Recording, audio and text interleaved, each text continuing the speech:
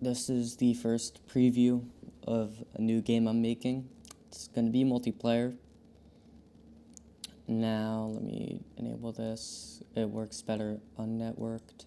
Works just as good networked because I implemented a few features that would help it.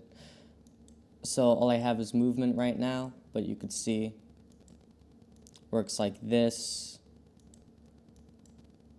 And you'll bounce off of walls. Now, if this is all you really care about, then you could go click off the video.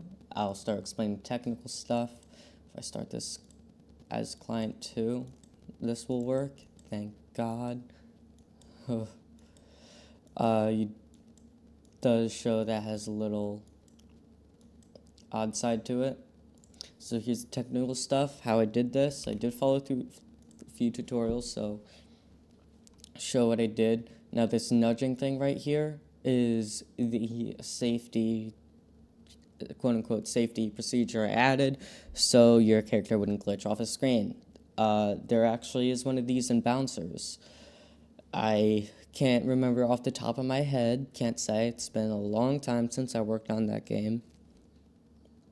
But here you went again, where we have a padding to the edge, and if that doesn't work, and your velocity is just below, it is below the threshold, it will just nudge you, making sure you bounce back and stay in the thing. So if I run this, I'll put this on client. I have the nudge velocity threshold at 10 right now. I'll accept feedback on what it should be because I get could be pretty high, but if I have him selected, here's the nudging thing. You can keep an eye here. If I go like really slow here,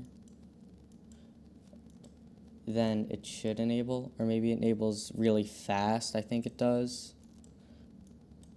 Let's see. Yeah, I can't see it do it. Oh, nope, just did. So there, you can't get stuck. Yay. All right. So that's all I have in my game. Let me make sure one thing real quick, that all these values are saved, because I was messing around with the prefab, unsure if this is right. It is. So go ahead and save this. I could go delete this from here now. And thank you for watching what I have so far and enjoying my 3-minute yap session.